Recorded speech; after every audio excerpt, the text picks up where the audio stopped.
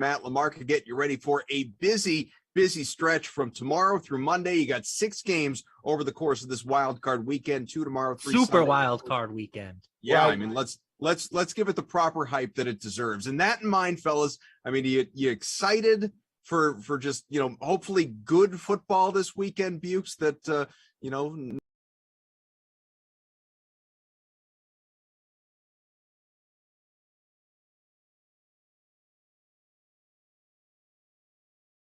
looking forward to seeing, because even like that Steelers Chiefs game, I have no problem watching the Chiefs put up 40 against the Steelers. I mean, that should be fun. So yeah, I'm down with the slate of games. What about you, Lamarca? Is there one in particular you really like? I would say I'm most excited for Niners Cowboys. I think that game should be pretty entertaining. But my expectations are low in general. We've had a lot of me if we have a few more in this first round. On these games and watch these games. Yeah, it should be a good weekend. Well, we've got you guys for another half hour or so. So if you have any questions, you can get them in via YouTube, Twitch, Twitter, wherever you're finding us. And we'll be excited to help you try and make some of those bets Lamarca alluded to, or of course, set some fantasy lineups, DFS. You can chase content into whether it's sports betting or daily fantasy. We're here for you. And guys, I think just the most prudent thing to do, let's go game by game here. The very first one that we've got coming our way tomorrow in just under 24 hours, as a matter of fact, in Cincinnati. It's the Raiders at the Bengals. Currently, you got the Bengals, the home team, favored by 5. 48 is the total in that one. I was talking about this with Reed T. Fowler yesterday when we were doing the slate. And Lamarca, you give me your thoughts. Of all the, at least, I don't know, looking at this, you could make the case for both these games on Saturday.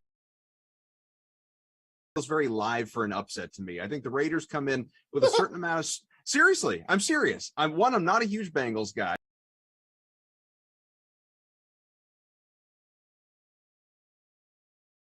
The heels of that over. Not a guy that strikes me as someone who's going to get rattled in this situation. I know Cincinnati's the superior team. I get it. They're certainly more talented, but a Raiders win, if I were looking at the money line at plus 190, wouldn't shock me at all.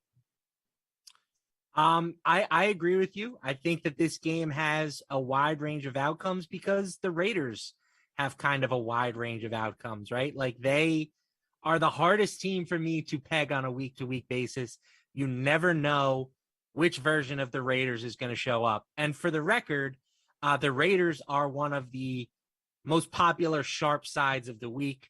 They've gotten about 50% of the betting tickets, but 91% of the dollars.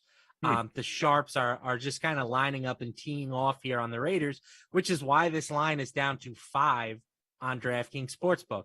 It opened at closer to 7. I believe 6.5 was the exact number. So the sharps like the Raiders. It's a little bit tougher for me to get behind them just because they aren't a very good football team, right? They won 10 games. Their Pythagorean win expectation was 6.9-1 and 10-1. So they had the Pythagorean win expectation of a 7-win team. They were outscored by 65 points over the course of the full season. So it's a little bit of a conflicting spot to me. The sharp side,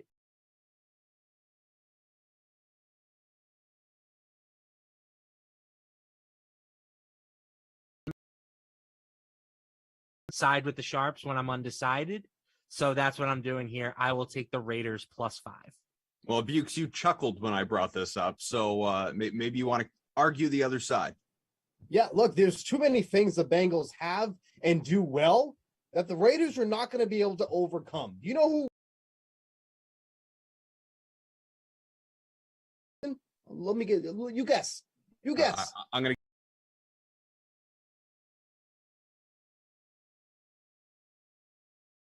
to. It had to be Zach Wilson in his limited playing. In the NFL, 70% completion rate in that scenario. The Raiders' defensive line is a mess. 42 rushing yards on 30 attempts. Why did he go for 30 attempts? Because the Bengals had that game in hand. Everything has changed with the Raiders since that now, but there is just so many ways that the struggled in the secondary, who struggled on the defensive line, that I don't think. Well, we'll get to sportsbook perspective first, and of course, the one in the evening. Season they split their two meetings, each one in the other team's building, so I would say that bodes well for New England, except for the fact that we all know that game was an extreme wind. This one's going to be extreme cold. It's going to feel below freezing. It's going to be like 5 degrees. There's going to be rain. There's going to be sleet. It's tickets are cheap, so Patriots fans are making the drive because the Bills can't seem to sell this thing out. And I know a lot of Pats fans, you listen to local Boston radio and it's just the Bills.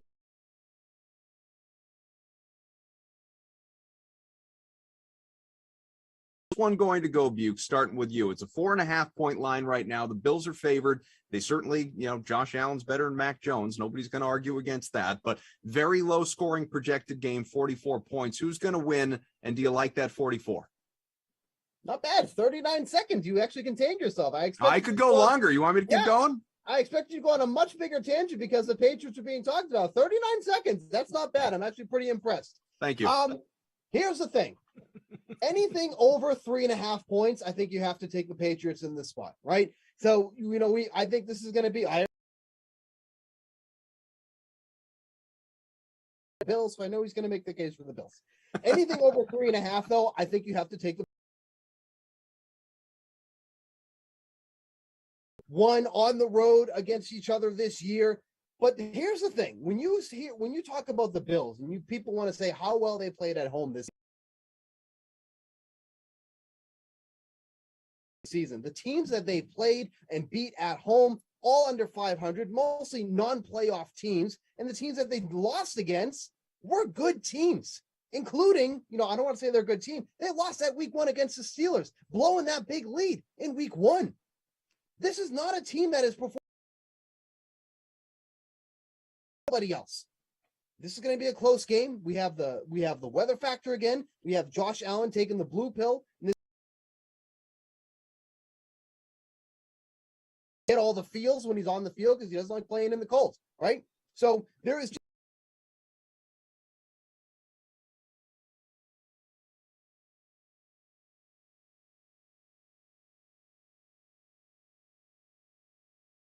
teams going against each other. Whoever comes out of this round is going to get knocked out in the next round.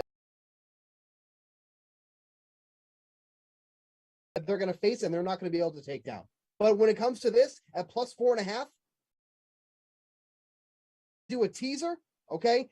I don't like teasing totals.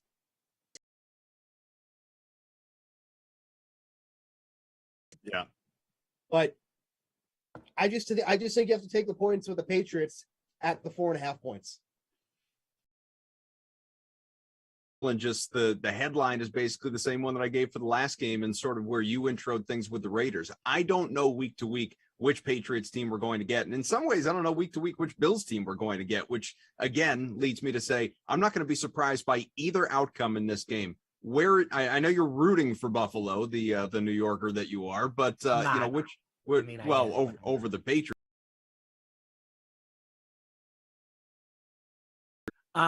If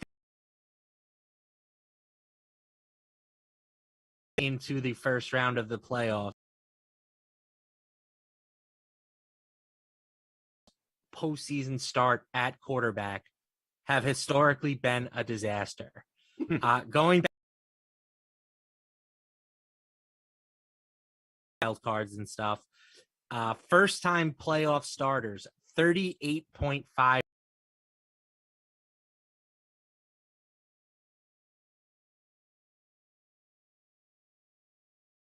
trend. He's a rookie. He will be making his first career postseason start. And I have been saying all season that I think this Patriots team is overrated.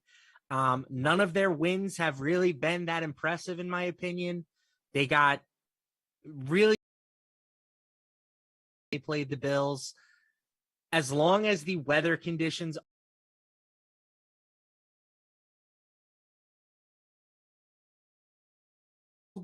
doesn't bother me.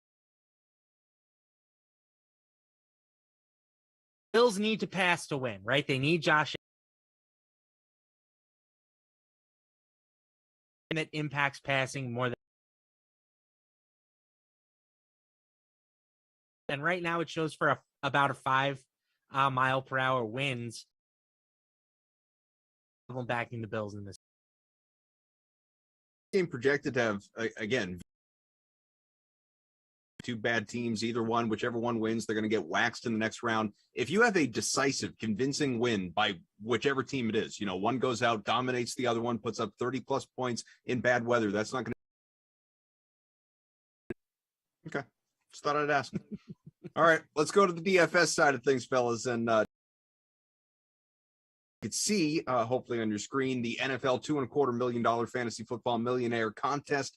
$1 million going to first place, plus that Tournament of Champions entry. This is just for Saturday. There's one for Sunday as well. But again, it's tight. It's a 2-game slate. It's not like there's going to be a lot of repetition. There's not going to be a ton of differentiation. You're going to have to get creative if you're looking for that, certainly. When it comes to guys that are heavily owned, Joe Mixon projects to be in damn near 70% of lineups for Cincinnati. T. Higgins, Josh Jacobs, Darren Waller, Devin Singletary, the Bills DST in that weather. These are all going to be very, very popular plays. Is there a sneaky play here, Bukes, if people are looking for that differentiation going up against thousands of people?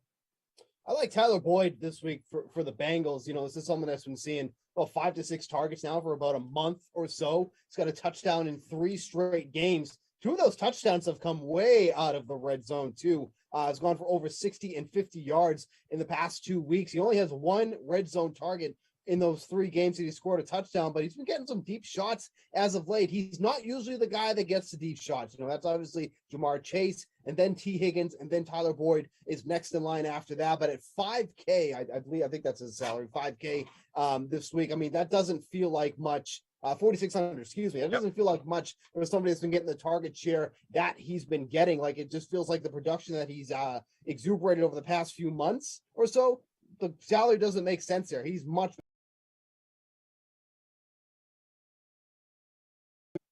What about you there, Lamarca? You're stacking the Raiders passing attack.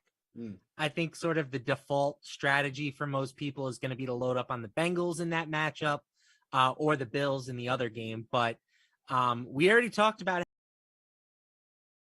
winning this contest. Mm-hmm. So why not? Jacobs might be a somewhat popular target, but I don't think people are going to be doing like a Derek Carr, Hunter Renfrow, Darren Waller stack, so that I think is one way to potentially leverage some ownership with a side that we kind of like, or at least me and you kind of like. Steve doesn't.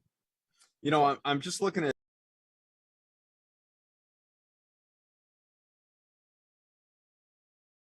about there. Obviously, we know like Joe Burrow is going to be very popular. Josh Allen, even despite the weather, is going to be very popular. These guys are at least project right now to be in roughly a third of lineups each. Derek Carr is a new option in terms of just the guys that are available on Saturday. He's in about a quarter of lineups. Obviously, differentiation. Most people aren't going to do it. There's a reason he's low owned. That's Mac Jones. But even Derek Carr, again, if you tell yourself that story, if you believe that the Raiders are going to go out there and either put up a ton of points and play in a close game, or Carr's going to have to pass a ton because they're trailing by a lot or whatever it is, or they just go out and they win. They have a great game. Derek Carr in that passing game that you're talking about, Lamarca, performs really well. I don't know. Derek Carr feels like a guy that of these 4 quarterbacks, as much as I think Burrow is the best one, he's the guy that I'm more inclined to want to lock in, Bukes.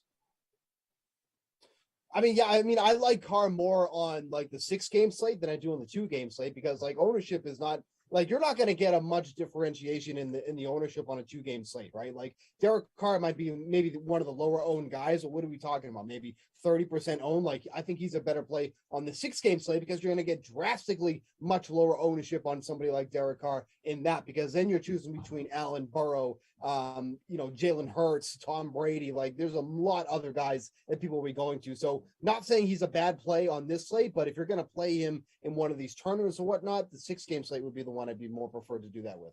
Sure. Can of I course, he just, hasn't, really Lamar, he quick? hasn't had a good fantasy game since week 12. Yeah, and quickly, I just want to speak to Steve's point.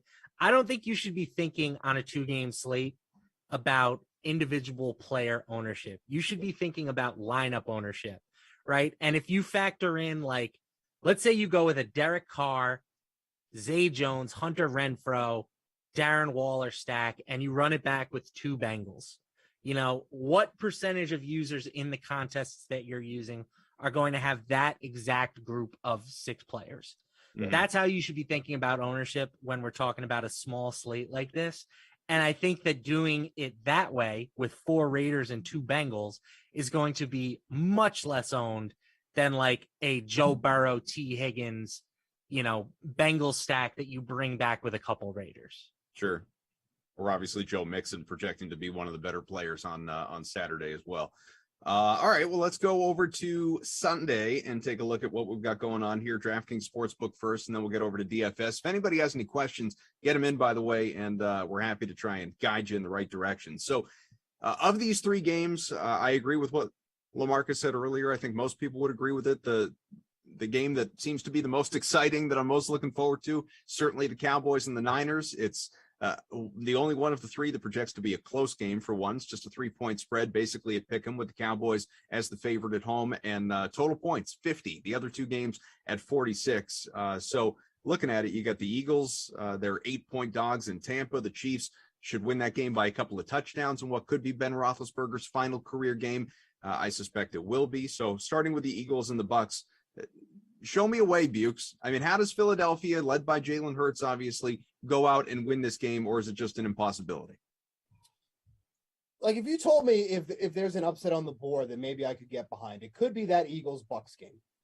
Now, I'm not saying that that's going to take place, but I just look at how bad that secondary is for the Bucs, especially over the past few weeks, like struggling against the Jets, struggling against Carolina. Like, the final score doesn't show that. But they were having some issues with both teams, especially in the first half. Now, the problem is the Eagles don't have any firepower, really, to beat the Bucs, right? But neither did any of those teams, the Jets and the Carolina Panthers, and that's exactly why, the Bucs were able to prevail. But, like, I look at that spread of 8 points. It just feels like a lot of points for this Bucs team right now, who are down Antonio Brown for obvious reasons, who are down Leonard Fournette, who are down Chris Godwin. And now they're having to rely upon guys like, Mike Evans and Rob Gronkowski, which is fine. Oh, man, Down what a terrible thing for them to have to rely on the greatest tight end in league history and another top 10-ish wide receiver. Oh, the humanity. I'm saying the firepower is as strong as it could be. That's all. Fournette, by the way, at last look, game time decision, right? I do not believe Fournette is playing this week. Unless the last I heard was he is, quote unquote, the most questionable. He is super questionable, whatever that means. But the way I look at it, I just think 8 points is a lot. I think I'd be inclined to back the Eagles at 8 right now. This was at 9.5 earlier today. So the Eagles stink. The Eagles stink. Everybody likes the Eagles in this spot. They're getting a ton of public support and sharp support. They've got 82% of the money. I don't care. I hate it. I absolutely hate the Eagles. They're 9 wins this season. Okay, here they are. They beat the Falcons. They beat the Panthers. They beat the Lions. They beat the Broncos. They beat the Saints. They beat the Jets. They beat the football team twice, and they beat the Giants. There is not a good win on that resume, fellas. Now they have to play against Tom Brady, who has basically just been a license to print money for his whole life. The guy is the most profitable against the spread quarterback in league history by a wide margin. You add in that this is Jalen Hurts' first career postseason start. I already mentioned that trend. Steve thinks you have to beat the Buccaneers with your passing game. I don't know if the Eagles have completed a pass since week 3. Like, they run for 250 yards a game. That's what they do. I don't think that's going to happen against Vita Vea and the Bucs. So I'm laying the 8 here with Tampa. I get it. It's the square side of this game. Sometimes the squares have to win, and this is one of those. Good play. He could be a good option if you're starting to look at player props and that sort of thing. I mean, if there's anyone Hurts is going to lean on, I would think it'd be. Player props, though, like Gronkowski's player props are the ones that you should be targeting. The Eagles were one of the worst defenses in the league against opposing tight ends, gave up the most touchdowns in the league. I think it was 13. And if the last time I looked, and anytime touchdown for Rob Gronkowski was even money. So if you want a easy way to double your money, like that's your play right there. He is 5.5. A Gronk touchdown. Buccaneers win. Love that bet. Yep. He is. Yeah. Plus,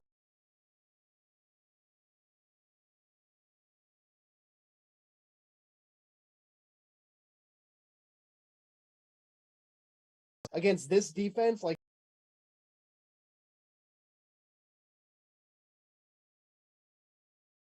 And receiving yards for Rob Gronkowski on the DK. Again, his most exciting.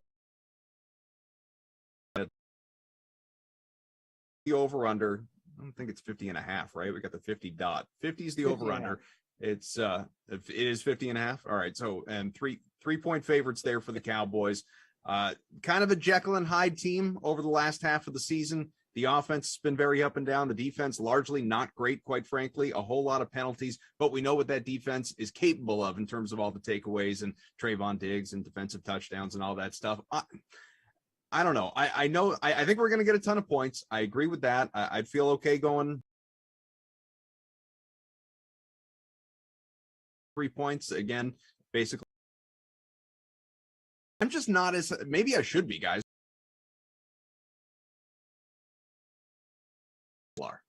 Shouldn't be. So I like the Cowboys. A terrible matchup for them. Our good defense this year specifically excels against the pass. They have a bunch of edge rushers who can get after the quarterback, and they have able to generate turnovers. What the Cowboys have not really done this year is stop the run, and they are going to get a heavy dosage of the running game in this contest. I think this was about as poor of a draw for the Cowboys as they could have possibly asked for. The Niners right now are grading out as the sharp side in this matchup. This line is unfortunately end the Cowboys. And it sounds like maybe in yours as well, Bukes. The Niners winning this game wouldn't really be enough. The Niners, if there's any against this year, it was the Niners. So I obviously have a personal vendetta against this stupid team. I look at this team on paper, right? The Cowboys should win this game, I think, easily. Okay. Jimmy Garoppolo under center. The team's never going to go anywhere.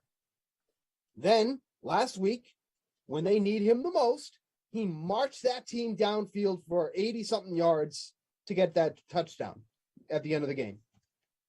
Not what I expected at all. Not what you usually see from Jimmy G. So this is the only game where I don't have a solid take. Like, I think the Cowboys should win. And how they performed all season long. Playoffs, but they're not the team that we saw through like weeks 1 through 8.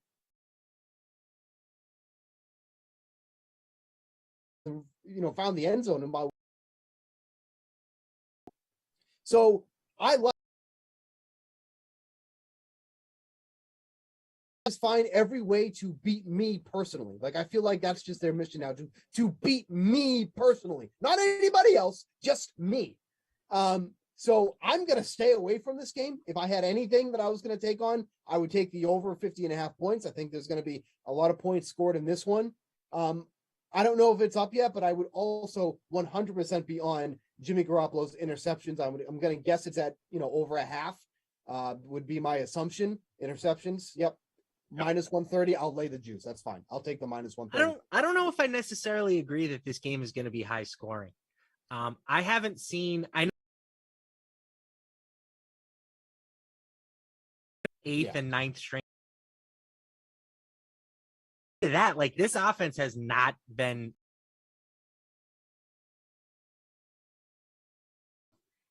Dak Prescott has not looked like himself. Right.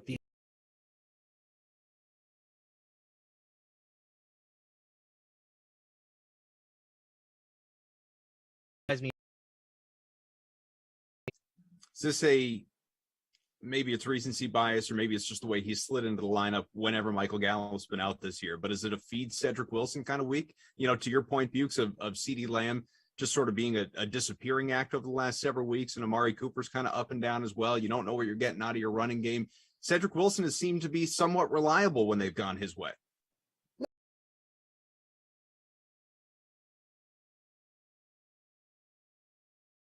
Wilson type of game. They'll feed. Wilson will be a nice complement to them both.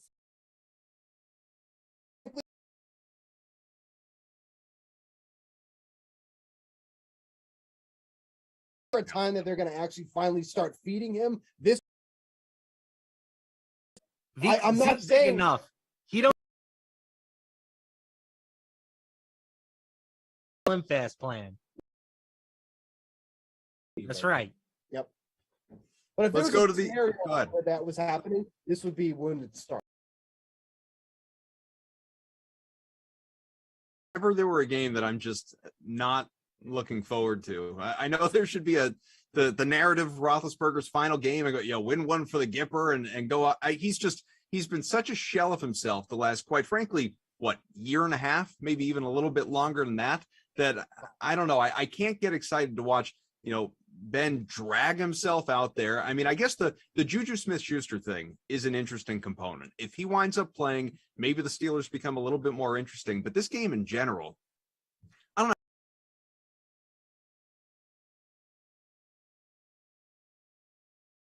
In a sec, all these people that are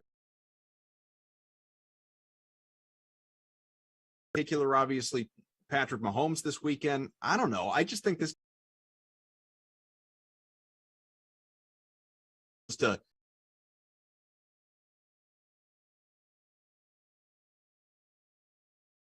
Chiefs this season, Adam Kaufman. They haven't done that. It's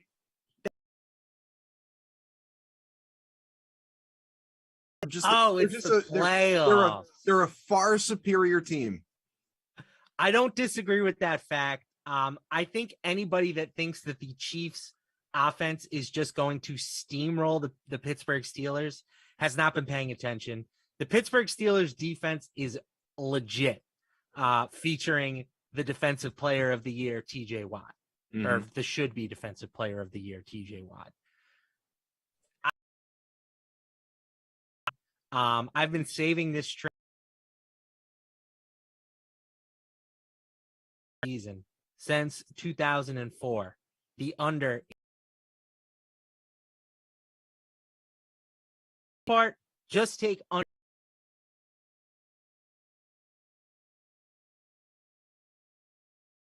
Feel the most confident about. I think that this game has underwritten all over it. The Steelers have not been able to move the ball on offense. The Chiefs defense has been improved over the second half of the year. I think that the Steelers defense can do enough to slow down Kansas City. I think this game ends up being like a 23-13, like a well. Bukes, you're the one that made reference before.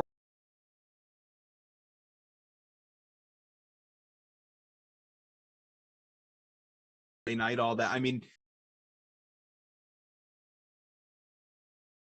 the points.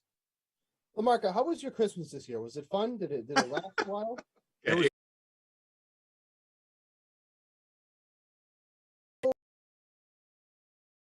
that he missed the game after Christmas when the Chiefs put up 36 points against this Pittsburgh Steelers team, beat them by a score of 36-10, hitting the over, which was set at 44.5 points. At Kansas. Yeah, but let's just move on to next week. We'd have books. While he was talking, I even went and made sure TJ Watt was active in that game. He was.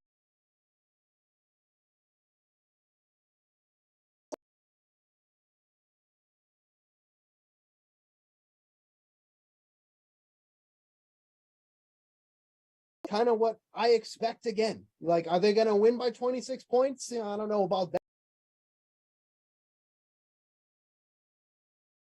We have a bigger spread in this one here, but I think people also forget that the Steelers started against the spread two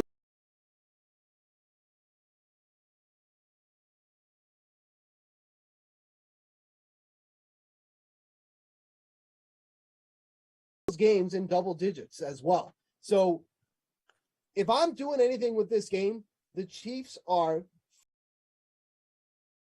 6-point teaser, getting them at under 6.5. You're getting them through that key number of 7, so you get them at 6.5, and then pair it with something else. Maybe it's the Eagles. Maybe get them up to 14. Maybe it's something else. But the Chiefs are the key teaser leg on this slate of the week. Get them at 6.5. That's where I'm taking this one here. I don't want the Chiefs should smash, but you're asking for a lot, meaning, move on from there. All right, let's go to daily fantasy in the few minutes we've got, and then if we can, we'll mix in Monday night thoughts real quick. Again, another $2.25 million fantasy football, rather $2.5 million fantasy football millionaire contest. $1 million for first place, tournament champions tickets as well. Obviously, Saturday it's a 2-gamer. This one's a 3-gamer, so not a ton changes. But we were talking about game stacks before, and LaMarca, you were talking about the Raiders. Is there a game stack here, or a team stack specifically with this short slate that you like? I think if you wanted to, again, if you're thinking just trying to be different, maybe you stack the 40. A different avenue. But LaMarca is completely right. Like, nobody is going to be stacking the 49ers on this slate when you have teams like the Buccaneers. 49ers are going to be like, the middle child. Nobody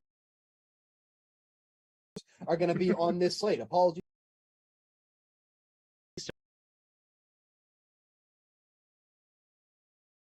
He'll figure it out someday.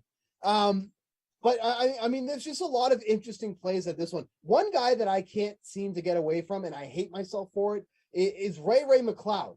Because for whatever reason, Big Ben keeps looking his way. It's 27 targets over the last 3 weeks.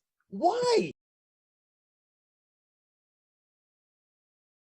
The line of scrimmage, and Ben can reach it. Keeps it close. You're totally right. You're totally right. Has seen 27 targets over the past 3 weeks, and there's $3,600. You'd be like, well, I almost swore. How about the fact that he has 27 targets and less than 100 receiving yards? Oh, it's brutal. I mean, he's right there. He's got 98 yards. Unreal. He got 98 That yards. is just that. I mean, cracked 8 fantasy points. If you needed more proof that Ben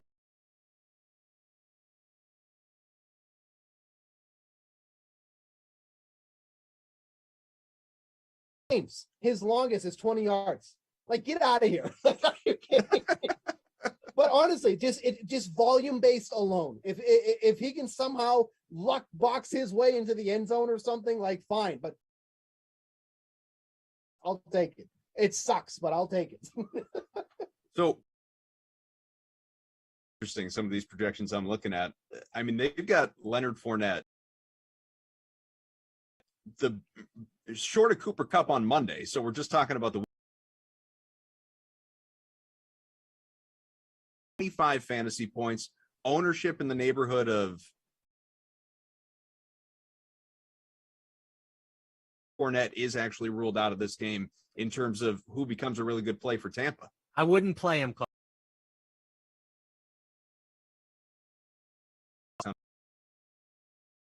Game, is it appealing for you at all in terms of DFS? if Fournette is out, you shouldn't have any interest in Tampa's run game. Like, they throw more than any other team in the league, and you look at some of the scores that they've put up. Like, they throw 66% of the time. That's more than any other team in the league. So if your RB1 and RB2 is Keyshawn Vaughn and Le'Veon Bell, then you're probably throwing 90% of the time in this game. Okay. Like, the only reason Keyshawn Vaughn should have a really legitimate role in this game is if the Bucs are absolutely rolling by the third quarter and now they're just, looking to end this early. So, I mean, Vaughn's cheap, 4,500. Bell just hasn't been involved, even though he's been with the team for over a month now. He'll probably get a couple of targets out of the backfield. That's about it. Like, I just have no interest in the Bucs backfield. I'll push back a little bit on that because we've seen that Tom Brady likes to throw the ball to his running backs this season. Sure. Primarily, it's been Fournette in that role. But, Vaughn has a few targets over the past couple of weeks, 5 targets over the last 2 weeks. So if he can get a role where he catches, 3-4 passes out of the backfield, I think that would be very appealing at his current salary. All right, we've got to go. We're being told we got to get you ready for the Madden Sim. Real quick, Monday, Cardinals or Rams? Which way is it going to go, Bukes? Oh, it's Rams. I don't even think it's close. Rams. Me and Bukes actually agree on one for a change. Good. I'll take the Cardinals. We'll see which way it ends up going down. Yeah, why not? All right, thanks to Eamon, thanks to Drew, thanks to everybody out there watching along. We appreciate you, obviously. Should be a fun weekend. You got 6 games left. Wild card weekend, and then obviously beyond. But 6 games this weekend should be a lot of fun. Then we'll come back, recap, look ahead to the divisional round and all that good stuff next week. Best of luck if you're betting NBA, NHL, whatever you're doing tonight, and we'll catch you next time. Enjoy.